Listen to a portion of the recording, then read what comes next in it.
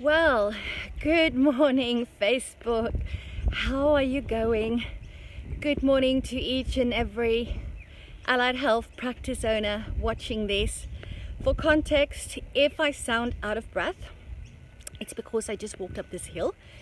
It might look like that it's not a big distance, but it's a bit further than it looks. Hey Amanda, thanks for joining me. And it's actually pretty steep, and I just walked up there, so I am feeling a bit out of breath. Hey Mark, how are you going? And hey Kate, how's things in Mildura? As you can see, we've got a very overcast day here in Brisbane. I'm not using a selfie stick at the moment. I've just got my arm. We'll see how long that lasts, because I'm actually on my morning walk and I wanted to speak to you guys about it. I have just come off the back. Mark says hello stranger. Yes Mark, I've been a bit of a stranger because I've just come off the back of presenting my masterclass weekend workshop that was held here in Brisbane over the weekend. Kate says, hey Gerda, great year but cooler than I would like. Oh, interesting.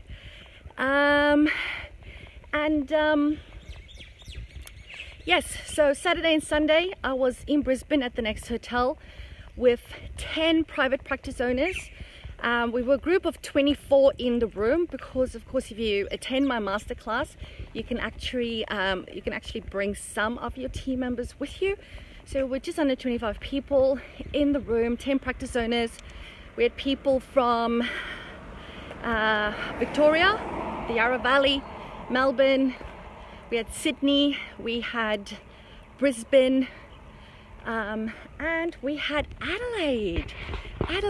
And this was a pretty special masterclass because in the room from Sydney we had our very first, hey Monique, hello, thanks for jumping on.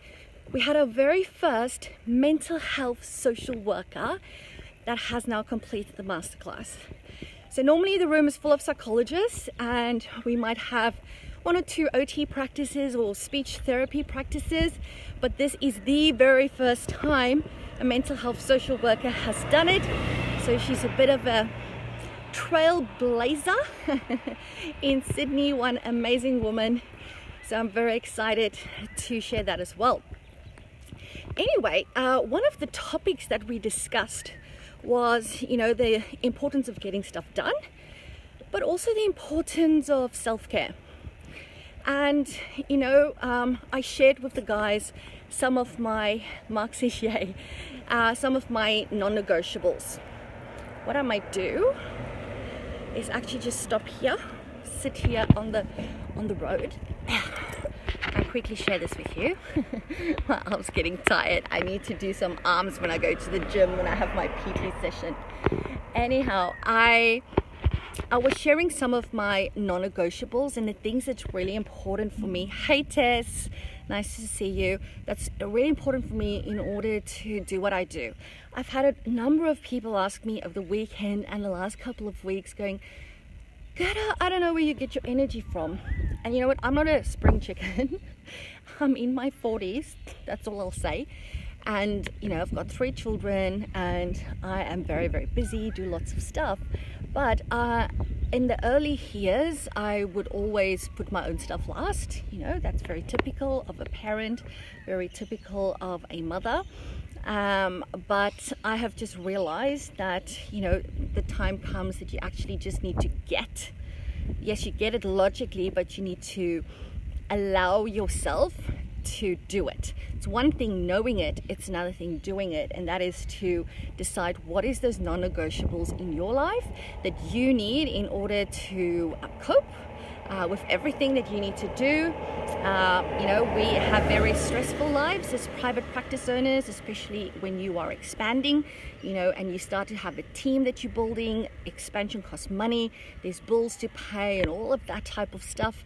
And if my type of person, I'm a bit of a type A personality, your first instinct is to just work harder and to stop doing anything other than doing work, and when you're not at work or when your kids are not at school, then you want to focus on your family, which means that, of course, who gets left behind? We do.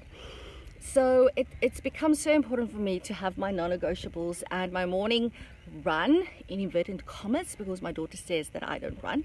I don't know what it is that I do. It's probably more like a jog. But my morning run has become that for me. And I still, at some mornings, find myself going, geez, I could use this hour and a half to do some stuff on my to-do list, or do something new that I've been wanting to do for quite some time, or, you know, respond to some emails and get that inbox cleared out. And I constantly have to, again, recommit to this decision to go, hang on, no, I need to do my morning run first. For me, it really helps me think, it helps me process. I actually feel more energized once I've done it. You know, I've been working very hard over the last couple of weeks, and this weekend, on Saturday, we were in training for 9 hours.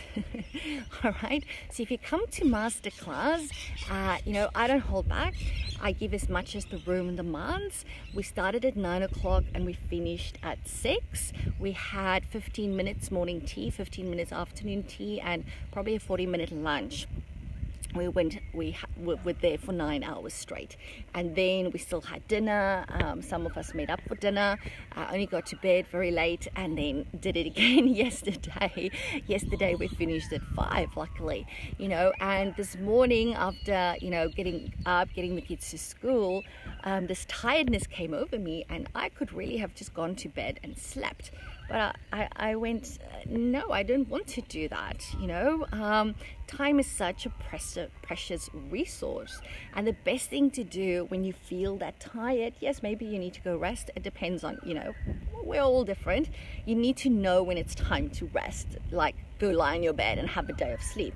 But, you know, I know that that's not what I need. What I need is to go for my morning run, because changing your state is what re-energizes you. Tess says masterclass takes no prisoners. Exactly, Tess, exactly. And you know, each day, even yesterday, which was the last day, each day after we finished, people will still hanging around, having conversations, talking about stuff for probably another half hour, some of them. It's just amazing. I just love the community that gets created by getting together in a room with other people with the same challenges, but also the very similar dreams and visions that you have, which is 9 out of 10 times helping more people in better and more effective ways. So for me this morning, you know, I had a choice. I could either go and hop on the bed and sleep and just rest. I probably wouldn't sleep. My brain would have been busy anyhow, but my body is tired. So I decided to change my state. As Tony Robbins would say, he loves using those words, change your state. And for me, that is going for my morning run. And that is my non-negotiable. These days, I don't book in anything in my calendar before 11 a.m. because I get home at 9 to 10, I do my run, then I go have a shower, then I have breakfast, eat breakfast, and then really 11 o'clock, my day really starts, if you think about it. The only exceptions I'll make maybe is for my inner circle clients, which is my 12-month mastermind, you know, and if I can't do it one morning, it doesn't mean I failed. All right, please keep that in mind. I think we are so quick to judge ourselves when we don't do what we plan to do. So although I might plan and be committed to going on my morning run 5 days a week, every morning, if something happens on one day and I can't, or it's that every 3 weeks or so when I go into the practice to see my clients, on that Wednesday I can't go for a run that morning because I need to get through the practice, that's okay. It doesn't mean I'm going to give up on it, doesn't mean I'm going to stop doing it, doesn't mean I'm going to beat myself up about it. I'm just going to do it again the next morning. And if I really want to be OCD about doing my 5 runs, I can do another one on the weekend. But I really don't have to because my kids keep me busy enough and I stay busy enough with chores and stuff, running up and down the stairs, then I get more than enough exercise on the weekend. Hey Emily, glad to see you hopping on as well. Now, setting non-negotiables for yourself, and I want you to tell me what that is for you in terms of what it is and when it is that you do it. It doesn't have to be a daily exercise like I do. It could be a monthly massage or something like that. Of course, the more you can give yourself, the better. And you know, I think when I speak to practice owners, a lot of them have a lot of guilt around taking that time out, guilt around taking time away from maybe spending time with family, or guilt around you know, spending more time on working and building your practice towards the dream of the practice that you have. But you know what? Just kick that guilt under its ass. Tell it to go away and go and bother someone else. Or use your ACT skills. Notice it, observe it, call it out, let it be, allow it to be there, and take that committed action towards caring for yourself, which allows you to care better for your practice and better for your family, and be happy because you know that you are worthy and you have made a decision to commit to something that is good and important for you. Hey Kim, Monique says guilt is a big one for me. Oh yeah, Monique, I can relate. You know, when you're a mother, when you've got kiddies, you've got young kids just like I have. My youngest is in prep this year. It's so hard. And you know, time is precious. But you also only have one life to live. And I think we also need to set an example to our children, especially to our girls, that it's important to look after themselves and to model that to them as well, that self-care. Alrighty, I need to stop walking and I need to start running. So I'm going to leave you with that. Have an amazing day, have an amazing week, and remember to post down below what is that non-negotiable. You know, put some accountability out there by committing to it publicly, and share with us what that is going to be. All right, I'm going to start running.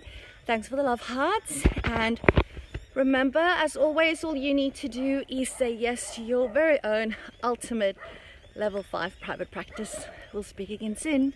Bye.